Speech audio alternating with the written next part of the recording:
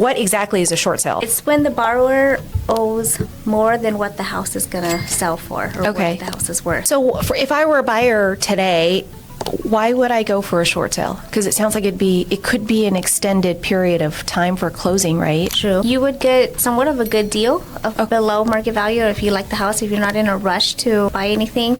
Hey everyone, welcome back to the Shelly Panzarella Show, where we talk about real estate, leadership, and how to build wealth through homeownership. Today, I'm joined by a Las Vegas realtor who brings a strong background in hospitality and entrepreneurship into the way that she serves her clients. What makes her so unique is her ability to navigate some of the most complex areas of real estate, like pre-foreclosures, short sales, and probates, while still delivering a very high level of service. In today's conversation, we're going to talk about what's happening in the market, where opportunities exist right now, and how both buyers and agents can approach real estate with more clarity and confidence. I'm so excited to jump into this podcast with Miss Lisa Nguyen of Signature Real Estate Group. Welcome, Hi. Lisa. Hi. Thank you so much for joining me today. I know we're in a community call that we've been on together for about a year, and I've now labeled you as Miss Short Sale Queen. So I love that we're going to talk about that for both buyers and also realtors to understand the process and how you got into it. But I really want to start off with talking about before you got into the industry. You started off, you got a degree at UNLV. So let's talk about that with the hospitality and what you did before real estate. Yes. So I went to college and I got my bachelor's of science in hospitality hotel management.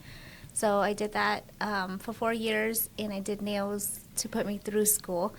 And then shortly after that, I started working in the industry around the casinos around the area of Las Vegas.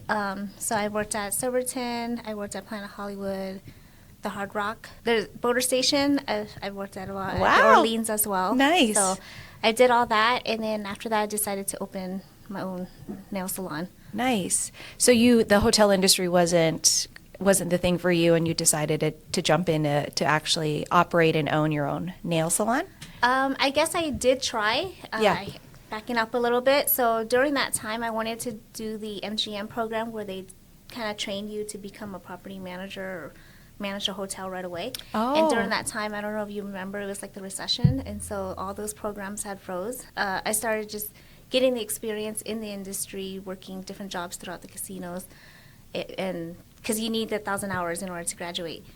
From UNLV, yeah. in your degree. From UNLV. Okay. Yeah, so then after that, I did try to become a manager, but it was just like, you need experience, you need more, and they just weren't hiring for that, so that's why I kind of decided to just kind of jump in and open your own business. Yes. Not everybody does that. Yeah. I mean, I could see you saying, okay, well, you were already doing nails, you said, right? Yeah. So you did that to kind of put yourself through college. Mm-hmm. When you were doing the hotel stuff, were you also doing nails on the side?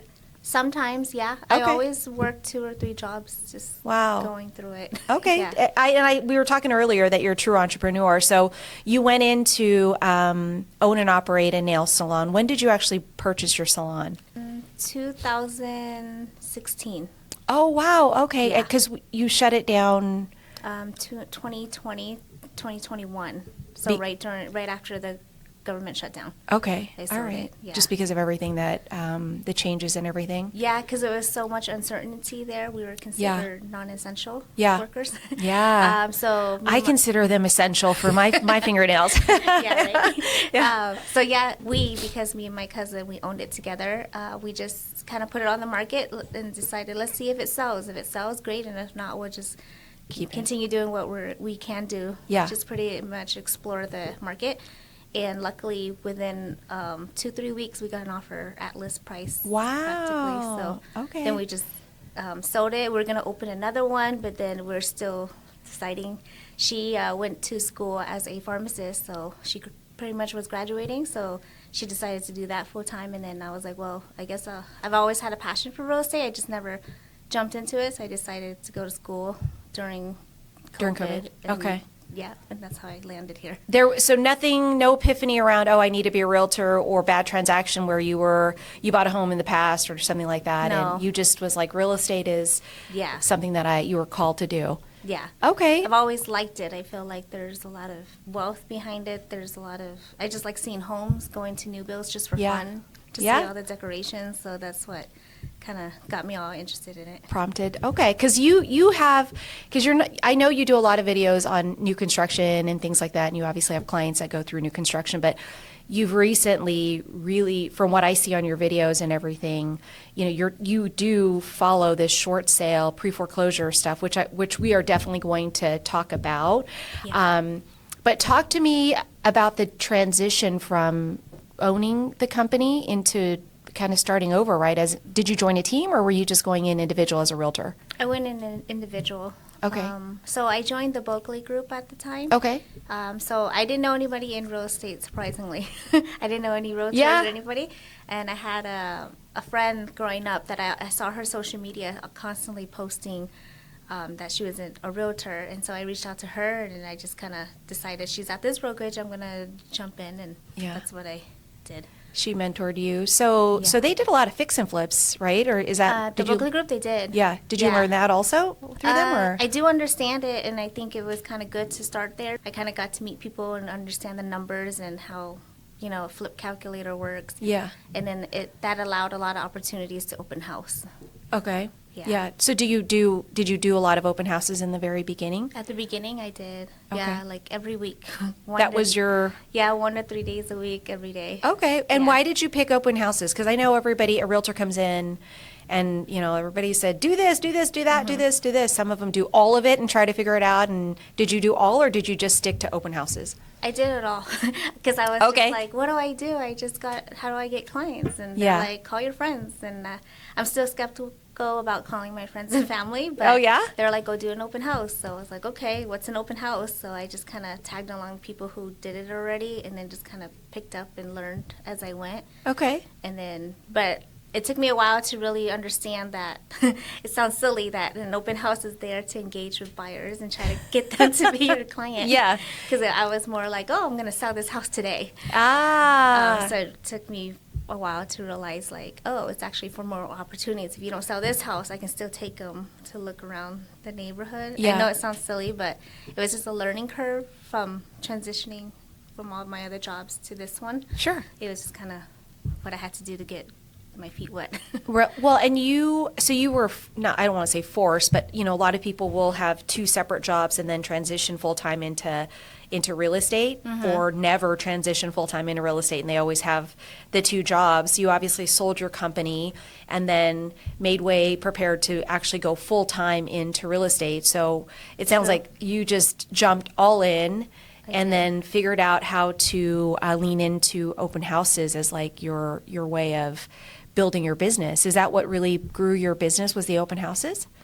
No, it didn't. No? Actually, Okay. surprisingly. I got to meet a lot of good people. I got to have real estate conversations, so that was helpful. Yeah. Just trying to, answering the questions that people were asking when they're looking at homes, and then about the market. So that kind of got me out of my comfort zone, like, to say that I do have experience in the real estate. Because, at the beginning, you feel very shy and nervous, like, I haven't sold a house. What do you mean? What do I talk about? Yeah. So you said open houses wasn't what really built your business. What was? I think the cold calling, to be honest. Okay. So before, then I learned you can get a list of the neighborhood, try to cold call, invite them to the house, door knock.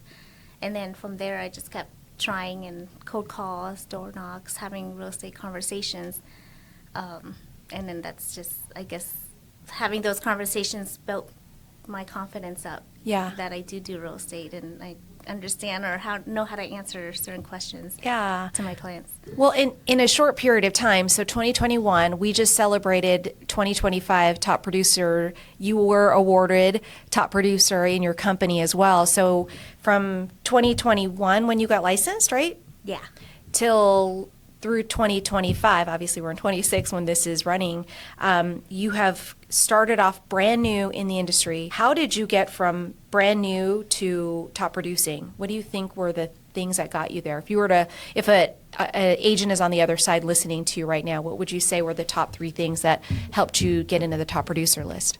I think definitely having that background owning a business kept my systems and practices, Okay. activities in place. So definitely do the activities that you need to do. Definitely set your goals. I think that's helpful for me. I always write down my goals, put it on the wall, just remind it. And then I also look at the goal and try to break down, in order to get there, what do I need to do per month? Great.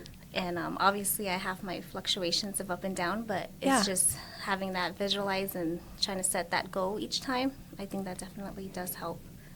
And when you talk about activities, so your activity, you preferred doing the door knocking, or was it open house and you did the cold call door knocking for your open house, or did you just go on your own and just do your door knocking in open houses? I think I did it all. I would cold call before Yeah. Friday, for example. My open house is on Friday. I would cold call Wednesday, Thursday, and then on Friday, before my open house, I'll go door knock and leave flyers for all Great. the houses.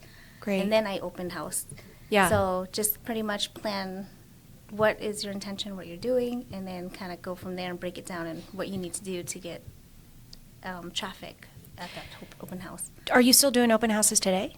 Not too much, not unless I'm requested by my client. Oh, okay. Okay. To be honest. Okay, so but you're still doing door knocking and cold calling, I think, right? Yes. Okay. So I love that you say that, being intentional about the open houses, because I agree with you. I think no matter what it is that you do, there should be a system or process, which it sounds like you did, because you mentioned, so you cold call on Thursdays, then you did your door knocking on Fridays, Yeah. and then you did your open house on Saturdays. Yeah, but whatever my schedule was like, I Yeah. prepped the calling first and then the knocking before.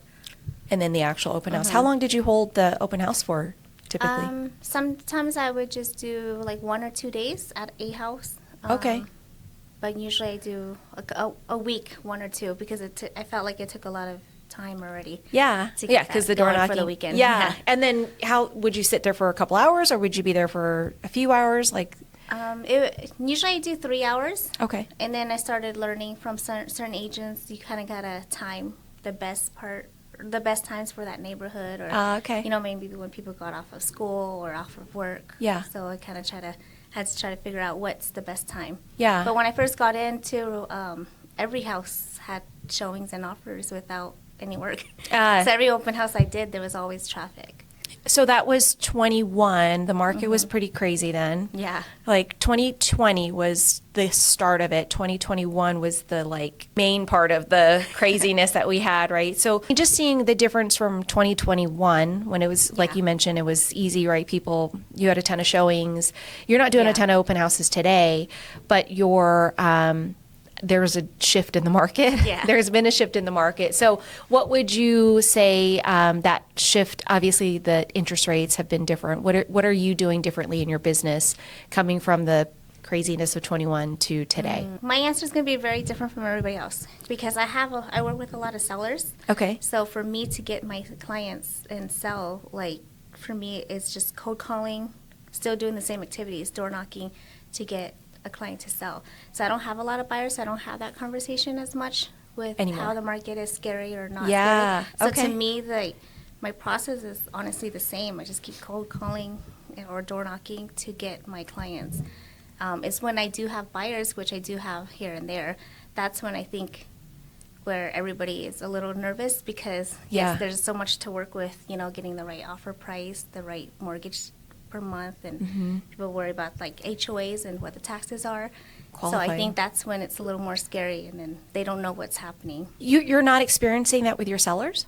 Like they're not nervous about the homes sitting on the market, or what buyer traffic looks like, any of that stuff? The ones that are wanting to sell, I think there's coming down to understanding what the market is, but they still have higher price expectations. Okay, so you set that for them then. You're pretty much explaining. Yeah, I everything. pretty much tell them, you put it at this price, like Ninja Selling actually. Yeah. I have a good example. One house, I had a client that just said his house is worth X amount, and there's no budging.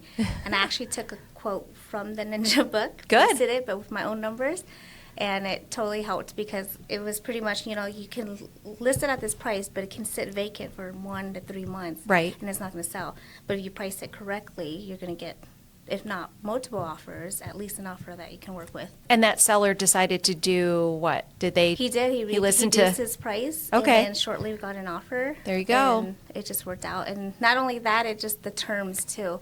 He just was stuck on a set price that he didn't want to go under, but I kind of pretty much worked the price a little higher so that, and it give more in concession, and it pretty much the net worked out for the same. That's good. So. That's good. So you were able to work through that. So since you jumped into ninja selling, let's talk about that, because the community calls that we've had started with Full Fee Agent, which is a great book. And then we have been in ninja selling world. We read the book together, as well as now we're in an accountability call together. What difference has that book made in your the way you do business today? I think it really does help alongside with Brandon's accountability call. I still do want every business I can get at my table, but I also know my value. So if you're not gonna work on cooperate with me on certain things, my emotional state of mind is not so involved like it used to.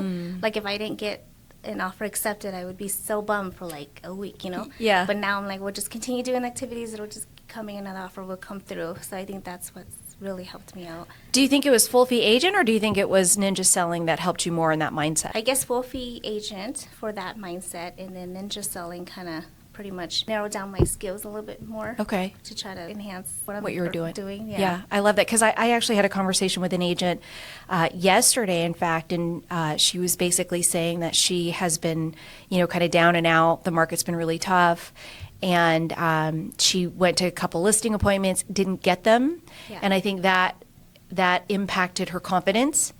And of course, that then impacts the way that you look at different things after that, right? Because you're like, well, seller doesn't like me anymore, or I'm not a good listing agent, or whatever the case might be. And so I'm glad to hear you say one of those two books, but maybe Full Fee Agent would be a better book for somebody who may be struggling with the mindset aspect of, because you think about, it's not just about, hey, go and earn your business, like go and make the three, whatever it might be as far as your bananas are concerned, or what they call, your fees, or whatever the case is. But that book does talk a lot about the your mindset and how you approach your clients, even in a listing and a buyer scenario, right? Yes, it does. What was your greatest takeaway from that book, from the Full Fee Agent? Do you remember that? I know it's been like almost a year that we read that book. Yeah. So I know to me it's like blended. I know, same. We've been consistent Same, on the calls. I guess not feeling so timid and shy about what I charge anymore. Good. I mean, obviously I still get nervous, don't get me wrong. Yeah. That's a conversation that's really tough to have each and every time. But I feel like, you know what, I do promote it, I do put in the work. There's so much behind the scenes, and I know what I'm worth now. Good. And I can't get the house sold if we price it right, do the strategies that we discussed, and they allow me to market it. Yeah. Well, and proof is in the pudding, right? You had the conversation around that ninja selling quote or whatever, and that seller made the adjustment, and then the home sold. Yeah. I mean, we could say it's timing, but it was actually the conversation around doing a price reduction. Yeah. Right, which got them into a position to sell the home. Yeah. Yeah, which I know it's hard to think about, and you're like, well, easy, just do a price reduction. But there's tactics and ways of talking to them to get the client to understand that. Yeah, and I think that's a good takeaway for me too, is learning how to have these conversations, understand where they're coming from. Yeah. And what their purpose is. Why are they selling, or do they have a timeline? It's like asking all those questions to really understand their goal. Yeah. And so I can kind of help guide them through theirs. Yeah, I love it. And so I'm going to lean in next, because we call you the short sale queen.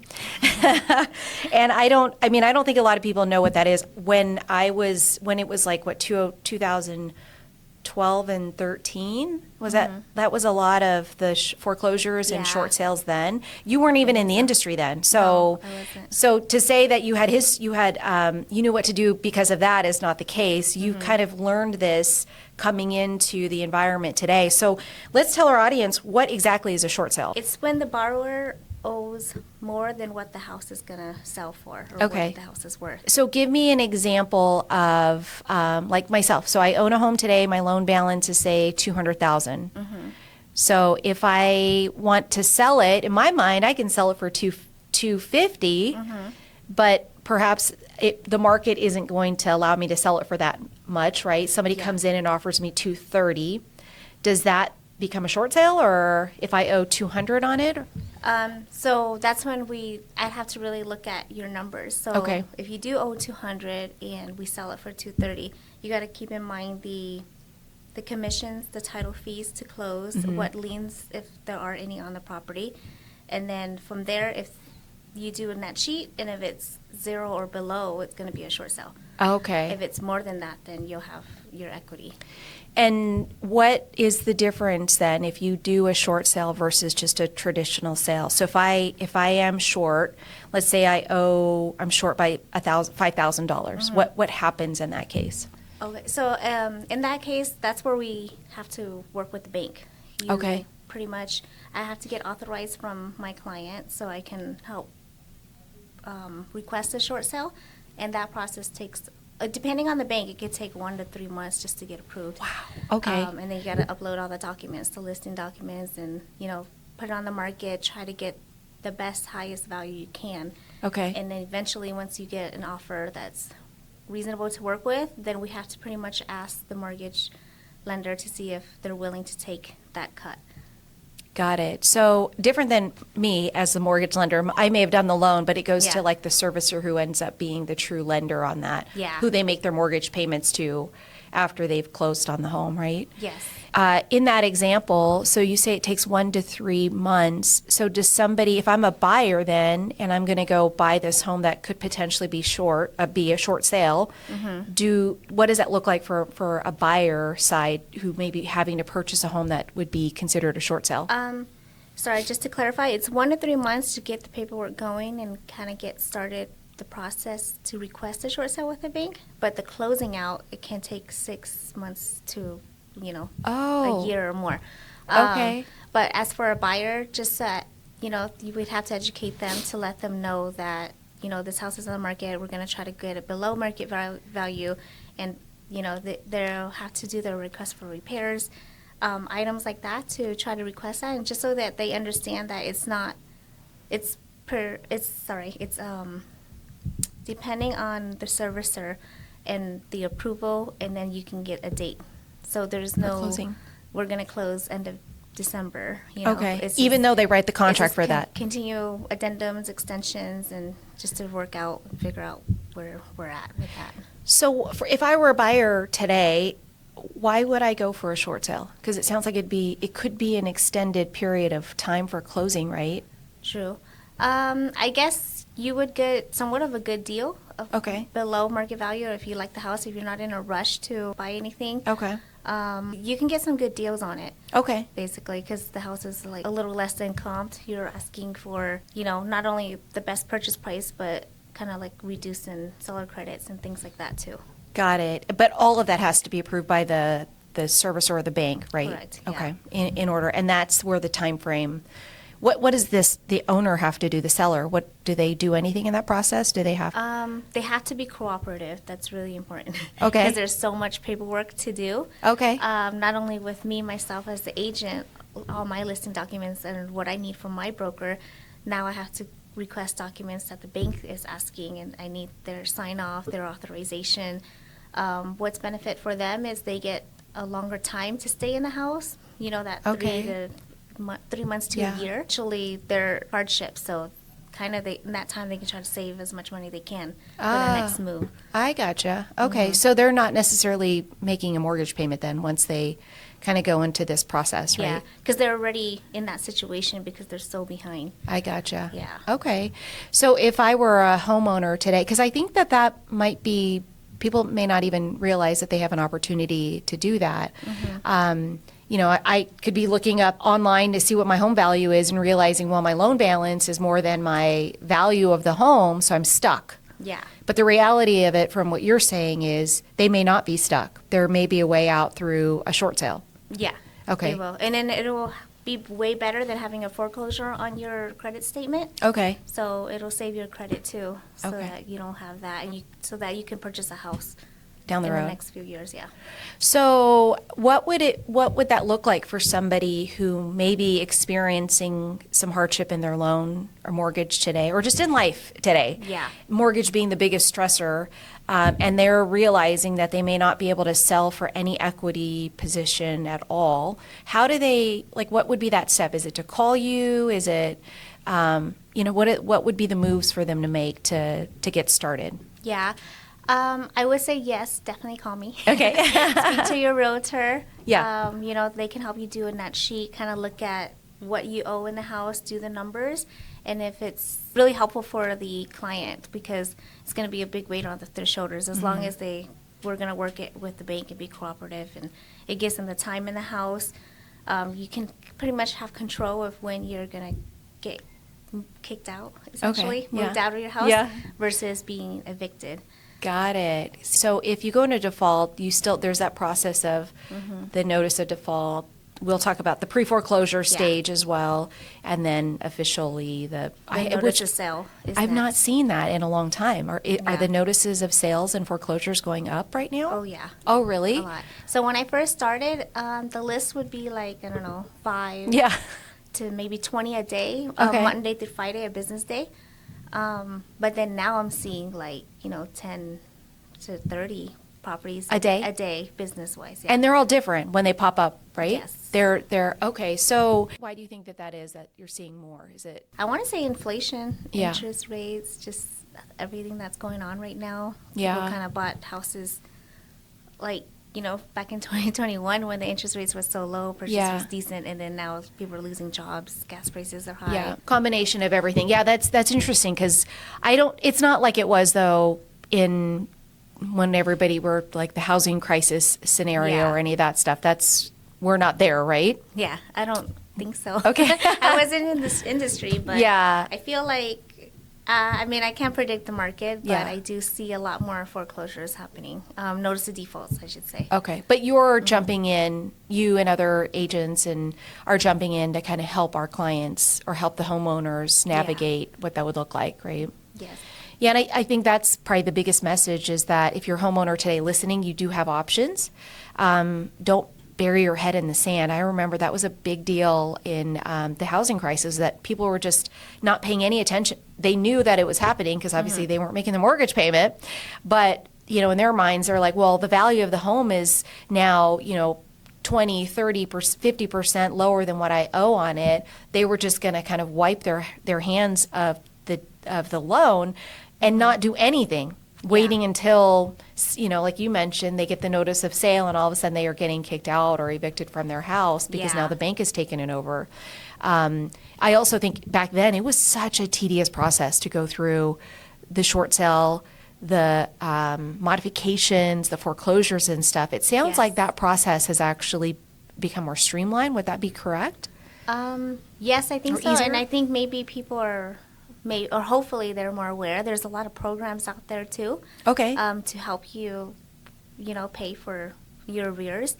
So there's programs, there's, attorneys, there's realtors, there's so many people that, and even investors, they'll do novations or they do flips and wholesalers and just all of the above. There is so many different avenues. And you just got to, figure out which one's for you and talk to somebody and kind of understand your options. And that's really what you would do, right? Mm-hmm. So if I were someone in that position coming to you to say, hey, here's where I'm at, you would provide all of that as an option to say, here are the different things that you could look to do, and then have that homeowner make a decision or have me make a decision on what would be the right step? Yeah, basically. Okay. I try to lay out all their options and try to educate them on each and every one of them, because yes, you can still do a loan modification, but just know that your payments normally go higher, but a lot of people refuse to believe that, unfortunately. Because it's going with the rate it is today. But yeah, there are programs. There is a short sale, to save your credit so that you can buy a house again in the next few years. Yeah. So that you don't just let it go and you just pretty much take control of what's going to happen next. Yeah. For somebody to just sit and wait, maybe they're expecting the market to change or whatever the case may be, what would your advice be on that?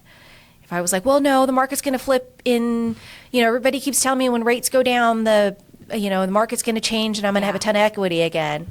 What would you say to somebody who's maybe on the verge of foreclosure?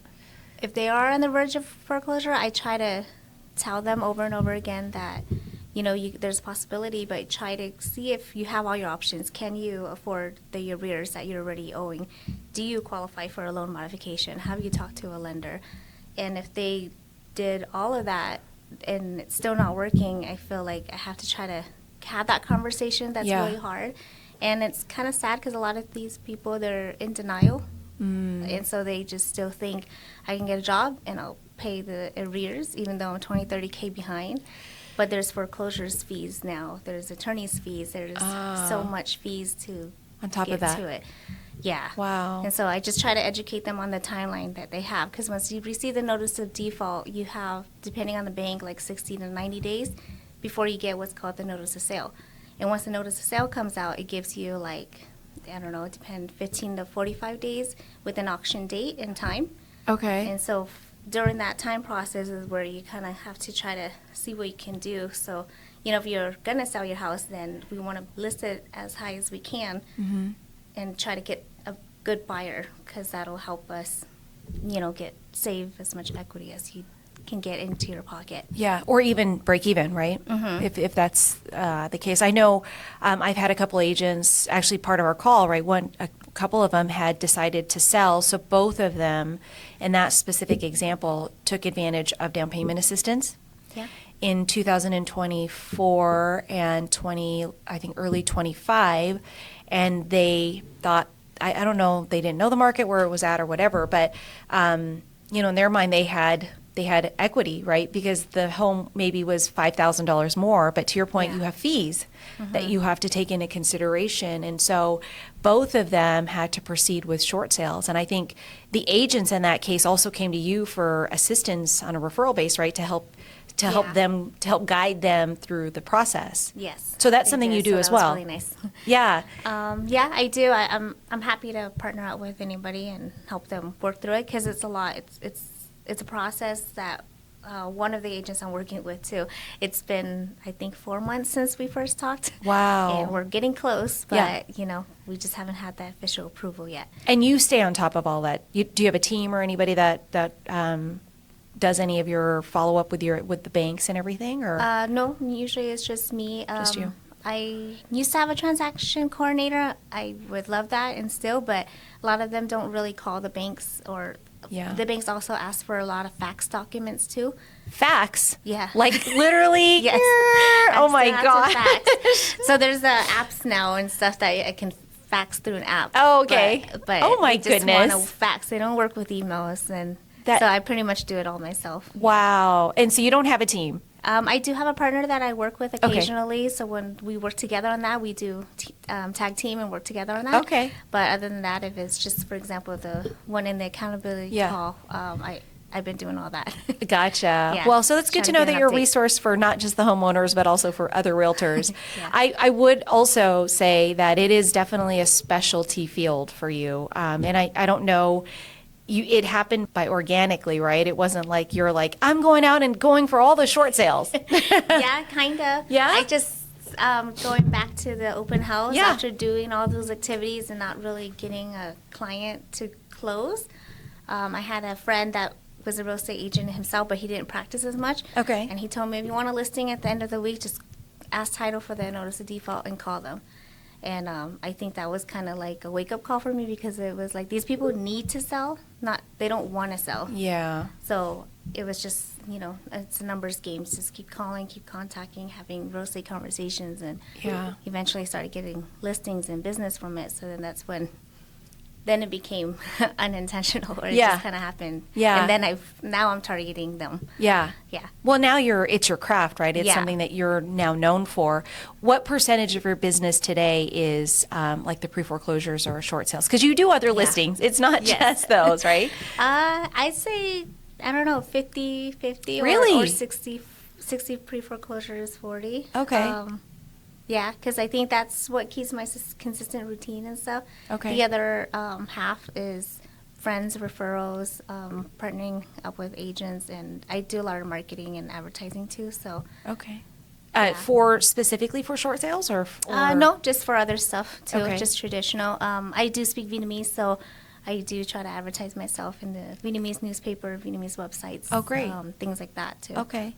Do you do, I know you do a lot of stuff on Instagram and everything. Is that where you're marketing on social media or?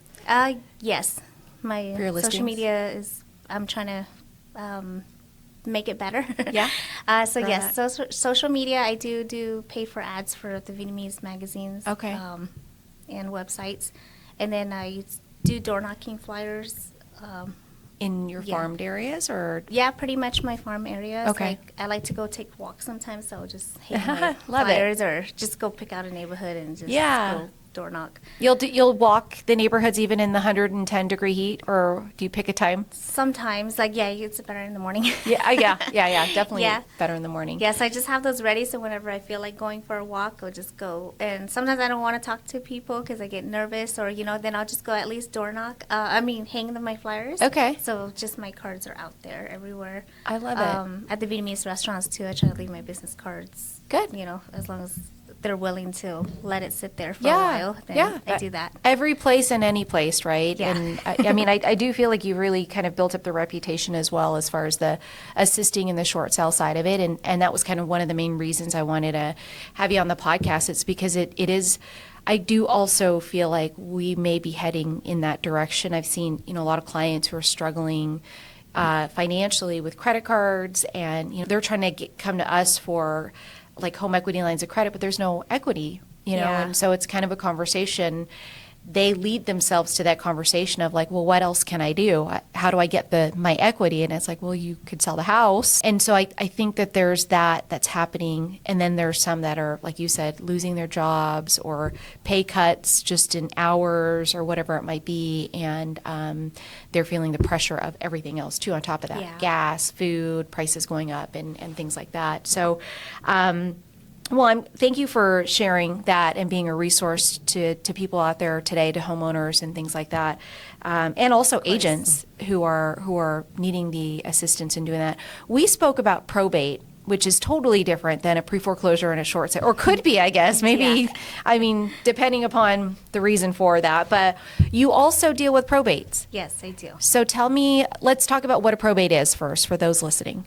So it's a probate is if you own a house and you didn't have a trust to give the property to heirs or friends or family, however you want to divvy up your asset at the time of your passing, you have to go through the probate process. So you'd have to hire an attorney, file a petition, and so that way there's an administrator or an executor of the estate, and then that way you can try to sell the house if that's your intention, unless you want to keep it. So you can't go in and self-represent. You can't go in and say, I am the daughter of my parent just passed. Yeah, And you cannot. You cannot. Okay. Yeah. So you have to it's hire. really important to get probate done. Okay, I gotcha. Yeah. Or actually, it's probably better to get a trust. Yes. So what do you You're say right. to clients who are like, well, I only have the house. I don't have any other assets. Well, it's because, after you pass, what do you want to do with it? Yeah. Do you want to give it to your daughter or your son or your family, your friends? So I guess it's important because your house is your biggest asset. Yeah, that's asset. true. Yeah. Yeah, I have a lot of clients who say that too. Like, this is it. I don't have money. And I'm like, this is money. Like, I don't know how It's you your don't biggest see. one, Yeah. actually. You're Yeah. paying a lot of money to have Yeah. that money. Yeah. So I encourage clients as well to get a trust. Do you do that with your clients too that are buying and selling, or buying homes, or actually selling too, Yeah. right? To I encourage them. definitely do try to encourage them. I tell them how important it is. Mm-hmm. It's just one of those things where it's a little extra, a couple $100 to $1,000, Mm-hmm. and people aren't really, they're kind of scared of it, but I try to educate them and get them to do it because it is important. Yeah. Yeah. Well, because you've seen the other side, right? So let's talk about that probate side of it. Because when we were talking about that on our last call, I was like, I had no idea. It's not only just the emotional aspect of it, right? Because you're Yeah. going through grief, you're grieving at that time, and there's a lot of uncertainty. But then you don't realize there's fees associated. So you say you hire an attorney. Yeah. that process isn't just like hire an attorney, go through the probate, do courts, and then it's done? What do you see as a timeline for that? Yeah, hire an attorney. It takes about maybe almost 3 months to get all the paperwork done, and then after that, then you have the rights to sell it, list it, and then that takes another 3 to 6 months to close out. Okay. The home cannot be sold if your parents, as an example, pass away, and that home is vacant. Yeah. That home cannot get transferred to the kids in any way. Nobody can sell that house until it finishes and goes through the probate process. Because there's nobody assigned on the home, right? Yeah. As an owner, it makes sense. Okay. So it's important to do that too, because the probate court is set the way it is too, so that, if there is more than one sibling, you get equal shares or however that works. And if there is no kids, then they have like a list of order of heirs that it goes to. Go to. Okay. And then that way, the probate's there to also protect that estate. So an investor can't come in and say, okay, this house is worth $300, I'm just going to pay $100K. But no, you get an offer in at, let's say, $250,000, but then it has a probate court hearing where people can come and overbid. So, other people? Yeah. So even if you're under contract, everything's smooth selling, that court hearing date, there's going to be other people who can overbid on the price. And the court does that to pretty much protect the asset and make sure they're getting the best highest price. The highest. What about the kids, though? So what if the kids want it? They have to bid over whoever is the highest? So the kids, if or they're heirs, the ones right? are essentially the sellers. So they're benefiting. They're trying to sell the house. I gotcha. And for them, it's beneficial, so that way they're getting the best offer out there. But it's going. I gotcha. So they're officially selling the home. But if I wanted to occupy my parents' home, Gotcha. do I just not say anything? Oh, okay. Or gotcha. no. Or do I go through that process so that I have, because you still You have. go through the process so that the house can essentially be yours. Yeah. So Okay. you still go through probate, and then if you can afford it, for the mortgage statements and the attorney's fees, then you just pay them out, and then it's yours. They'll make sure the deed is transferred to you. But you still have to go through that process to get the transfer of the ownership. Yeah. Different than if it were a trust. Yeah. The minute your parents pass, everything is notated on who gets Correct. what, how much is what, or whatever, and then you avoid that whole process. Yes. Okay. So it's not only time. It's the other benefit in getting a trust is that it's you save yourself a lot of money because you've got attorney fees, which we all know how much those can rack up, and then you have the time going through the court process. Yes. Right. Okay. So when you're calling out on those the list that you're getting from title, is that included in that, or is it a separate list that you're calling on probate? For probates, it's usually included, but based on my cold calling, just connecting with the clients on the phone or in person, and they pretty much tell me what they're going through. And Okay. so a lot of times, their parents did pass away, and they think the house is theirs now, but it's not. So I have to pretty much walk them through that and explain that he has to go through probate. Yeah. Once it's in the trust. So I've always heard that there's no luck in cold calling. I'm one of those people who are like, oh, there's got to be a cold call. So how are you actually converting or having these conversations? You mentioned face to face. How are you doing it on both sides, calling and then also the door knocking? I try to spend an hour at minimum, but usually 2. And if I'm like having a good day, it goes more. But an hour minimum to try to cold call. Okay. A day. So a day. Well, 5 days a week. But Yeah, good. Just trying to call them, and at least, because with pre-foreclosures, there's a lot of follow-up game. Like, obviously, the first call is, do you want to sell the house? No. Yeah. They'll hang up on you. Oh. But it's just trying to be there for them, just keep in touch, and eventually, when they get to the time where they explored all their options and they can't do anything, they're going to have to sell. Okay. Is it just solely you're calling the same people to get them to connect with you, or do you go to their door and say, hey, I've been leaving you voicemails. This is me. Yeah. So both. Oh, okay. So I would cold call. I try to organize my list in the sheets that we have. So we do that, and then we just cold call, and then when we have the time, we'll go door knock or leave a flyer on the door at least. And then sometimes I have my postcards too, so I'll just directly mail them as well. Okay. Just so that they know that you're a legitimate person, not just somebody cold so they're calling. not only getting my text message, my calls, they're seeing a paper at the door as well or in the mail. I got it. So kind of like, you know. Yeah. And then you'll eventually go to the door and be like, "Hi, Yeah. I've been waiting for you." Yes. Because they don't realize that time is running out, right? For them. That's good. So your structure in your day is you're following up on those on the list, and then you're also calling the new list because you said you get 10 to 15 a day. Yeah. So is that 1 hour just for cold calling for the follow up, or is that 1 hour for both? For the new stuff that's coming in? Either or. So I used Okay. to just do a lot of research to find, 123 Morning Street. What's your phone number? And then it took me like 30 minutes to do that. And then I would call, So then Brandon told me when I took his academy, he was like, do a day of research. And then whenever you feel like, just go through the list and call them. Oh, okay. And that really helped me out a lot. Okay.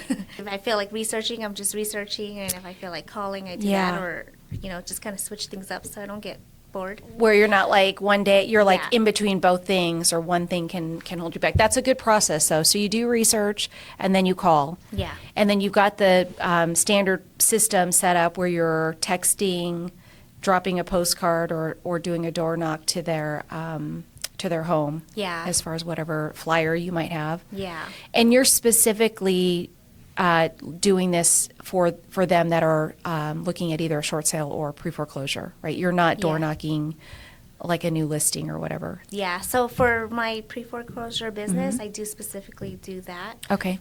To get those listings. But I do also do things on the side for myself to get traditional listings Sales. and sales. Okay. Yeah. And you do this all by yourself? Yes. Pre-foreclosure, I do have a partner, Melissa. Yeah, okay. So I do work with her on those. But for my own stuff, I do it all myself too. Okay. All right. And we'll leave all of the information about you so that if you are a homeowner today and you're experiencing some hardship, please make sure you reach out to Lisa. If you're also just looking to sell your home, you could certainly reach out to Lisa, but also on probate side of it, I want to talk a little bit about the market. So coming from 2025, which some agents say that was the toughest year for them. For you, it was really, you were top producer for your company. How do you see 2025 compared to what's about to happen in 2026? What are your thoughts on that? Yeah, I feel like it's going to be the same. And if I work on my pre-foreclosure business, I think it'll be great for me. Yeah, good. Yeah, to be honest. Yeah. I think that's a little bit better. Traditional is, there's a lot of balance there. With summer coming up, probably it'll be helpful. But then I feel like it kind of slows down in the winter. But my pre-foreclosure, I feel like it's consistent to keep myself busy. Now, okay. So I think I just got to do the activities more. Yeah. Yeah. And your focus then is really to lean into the pre-foreclosure and short sale side of it right now. I do like it, yeah. Yeah, okay. Yeah, Well, you're an it's- expert That's at- how it got me here. Yeah. So I did try to spend a lot of time there, but obviously I also want to do new builds and luxury homes and traditional. So I'm kind of like doing it all. But Yeah. I figured if I market myself for pre-foreclosures as well, I think it's been really nice not only to work with the other agents, but meet other agents and just kind of learn from each other too. So that I like that. I would definitely say lean into what you know, because that is a very unique niche, that niche, whatever you want to say, that not everybody has the patience for, not everybody has the systems for, also not everybody has the way in having the conversation with clients today to walk that tactical empathy that we've all learned about, right? You've mastered. Because I always hear that too. Like agents are saying, "Oh, I want to do this, and this." You have really honed into a niche in the market. Yeah. That I could see as things progress, if things don't change from affordability standpoint, economic standpoint, it really could be a huge part of your business. It already is a huge part of your business, but a really big part of the market in general. And you are going to be way ahead of it just because of your experience in it today. So, and then I think everything else will become kind of a byproduct of it, right? The new construction and the luxury homes, and who knows, even in the luxury side of it, they too could be upside down, right? It's not just impacting. It's not just impacting people in the what is it, $500, $600 million and below. I don't know what you consider luxury, but it impacts everybody. It does. Right? No matter what, if your loan balance is here and your sales price is here, whether it's a $10 million loan balance and a home that's worth $8 million, that's still a short sale. True. Right? Yes, it is. So when you say targeting luxury, you're not targeting luxury short sales. You're targeting to sell the luxury homes. In general. I just want to do it all. Yeah, I love it. There's nothing that I don't want to do. Yeah, I love it. Maybe in sequences. I always tell, I always think like, got to perfect one thing. Although, do you feel like you've perfected the short sale stuff right now? I still think there's always something to learn, for sure. But I think I do have enough experience under my belt where I feel confident. Good. So having these really hard transactions really helps me become a better agent on something that's so complex with the traditional sales. Yeah. Do you see yourself maybe teaching others how to do it or growing a team? No. No? I'm Not too at all? shy for that. I Really? think. Yeah. Oh, no. I'm good one-on-one, partnering up, things like that. But teaching, I don't know. Maybe my fiance always tells me I'm at the age where I need to, go out there and educate and do that. But I can't public speak. So today you can't. I couldn't either, believe it or not. And you're so natural at it. It's reps because I've been put in positions to do that. You know, I would say, just in you talking to the community call, you have so much education, and this will be a way to serve others, serve homeowners that you may not be able to connect with just because you don't have enough bandwidth, right? Yeah. But if you get out there and teach other agents how to do it, you've already done it in our community call. I know you could do it in a bigger scale, even if it's online. Like I know you're getting really good on your social media and talking on your videos and stuff, but I would definitely say that could be next step for you is to really start educating or growing a team that helps you kind of be that spokesperson to the clients, and then you have people who are learning it on the back end side. Yeah. I know you have Melissa too, but it could get really busy for you guys. Yeah. But no, thank you. I do think about it. Don't get me wrong. Yeah. But I just get so nervous about it. Yeah. But I do love working with other agents because then I learn from them too. Even though they're coming to me for a short sale, I like to see how they interact with their clients and what they're doing as well. I do like the collaboration. Don't get me wrong. I just can't see myself teaching people. Yet. I don't know that I saw that either. And it happened one day and I was like, wow, that actually felt really good. Nice. And then, the rest is kind of history. I keep trying to grow from that. But just like for you, right, you're constantly wanting to grow and get better at your craft. And, part of that could be that. I would definitely say you have a wealth of information that you should be sharing. And it's serving in a different capacity, Yeah, thank you. Yeah, of course. Is there anything else that you would say? We talked about the market. What else is new? What else is happening for you in 2026? I'm hoping to, we've been working on the house, my fiance and I. Yeah. So I'm hoping to get the house just more cozy, spend a little bit more time. I want to do some more traveling. Love it. I do want to stay a top producer. Yeah. So I feel like this first quarter kind of was a little quiet, but I'm going to try to, it's still not too late to keep working. Yeah. Well, we talked about that too on our call. So you talk about the activity side of it. So what would you say you have to start to get focused on in your activities for Q2? Continue doing what I mentioned because I did kind of slow down a little bit because I was like a little busy or just busy doing other things. Yeah. But yeah, just pretty much cold calling again, getting myself back out there. I'm starting to try to network and meet other agents too and just be more present in my social media, my online presence. I'm glad you noticed, so thank you because I've really been working hard to try to get more videos, more content, and put my face and my voice out. Are you doing that yourself? Yeah. Or do you have a social media No, I person? do everything Oh my myself. Goodness, you do everything yourself. Wow. There will definitely be a time when you need to leverage that because I do see that you're gonna get busy and you want to make sure to continue to stay on that even flow of the stuff that you're doing today. Yeah. If it might be slower, but yeah, well, keep on doing what you're doing. I appreciate you being on the call also with us in our community. You provide such value. And I know sometimes, there's so many different conversations and topics, but there's so much value that you bring, especially I know just recently, right on the probate side of it. I think I especially learned something from that. So thank you for your participation in being that. And thank you for all that you do and for our community.